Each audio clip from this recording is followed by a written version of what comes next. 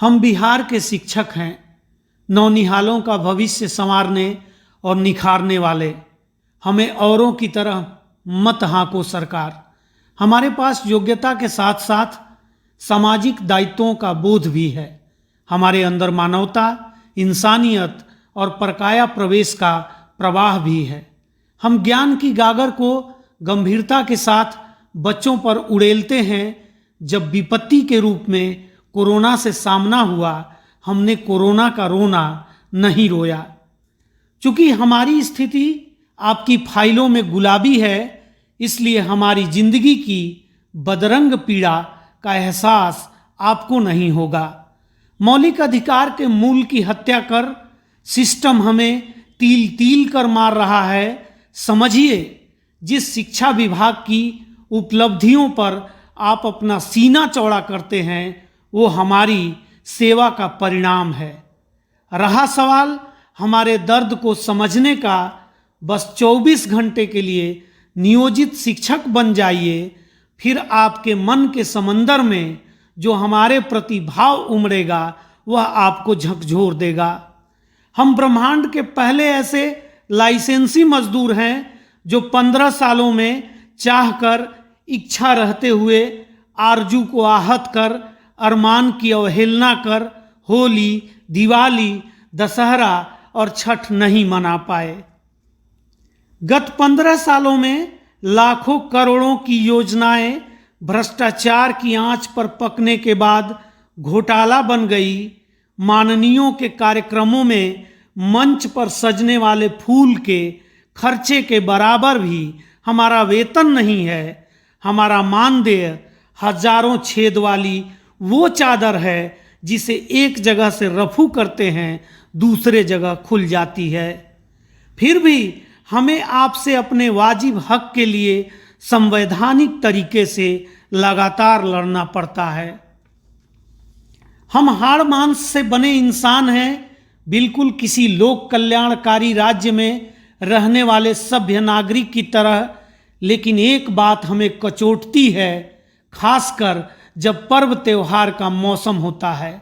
हम अपने परिवार में माँ बाप और बच्चों से नजरें नहीं मिला पाते हैं, नजर चुराते हैं। हम बिना नींद के भी बिस्तर की सिलवटों को मस्तिष्क की रेखा समझकर पढ़ रहे होते हैं।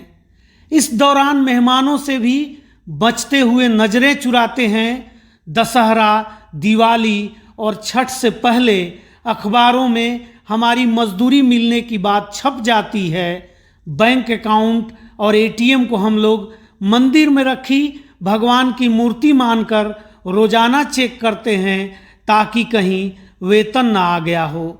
जब पर्व नज़दीक आ जाता है और चारों ओर उमंग का माहौल होता है, लाइट की रोशनी हमारे आँखों में चुभने लगती है। हम अपने बच्चों के साथ जब बाहर निकलते हैं तो हमारे साथ खड़े बच्चे हमारी उंगली पकड़कर हमें झकझोरते हैं।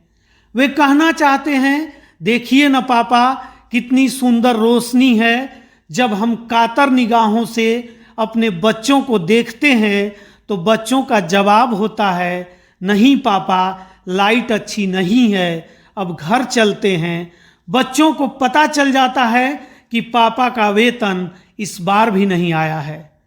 परिवार और बच्चों का दिल टूटते देखकर अपना मन अवसाद और टीस से भर उठता है। बच्चों का चेहरा बार बार सपने में आता है। शुरुआत में जब स्कूल में पढ़ाते वक्त कुर्सी पर बैठते थे, ये सोचकर खुश होते थे कि अब गांव जवार में बाहर भीतर निकलेंगे तो लोग दोनों हाथ जोड़कर हमें प्रणाम कहेंगे। अब तो किराना का दुकानदार भी नमस्ते नहीं करता है। शिक्षकों का दर्द यहीं ख़त्म नहीं होता।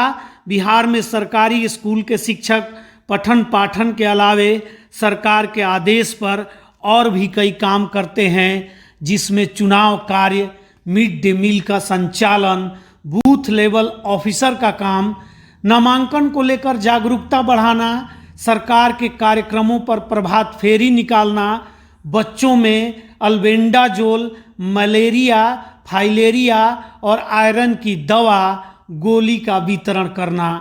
सैनिटरी नैपकिन का वितरण करना, उसका उपयोगिता प्रमाण पत्र देना, ये भी शिक्षकों का ही दायित्व है।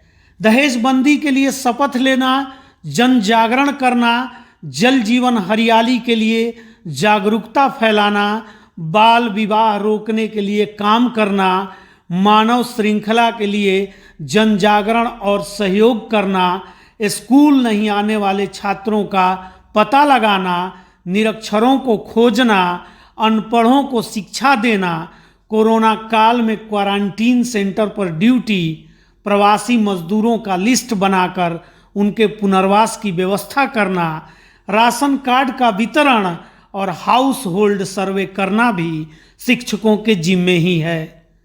और अब तो सरकार ने शिक्षकों के अरमान पर तलवार चलाते हुए नया फरमान जारी कर दिया है। सरकारी आदेश के मुताबिक अब शिक्षक कलम त्याग कर शराबबंदी की कमान थामेंगे।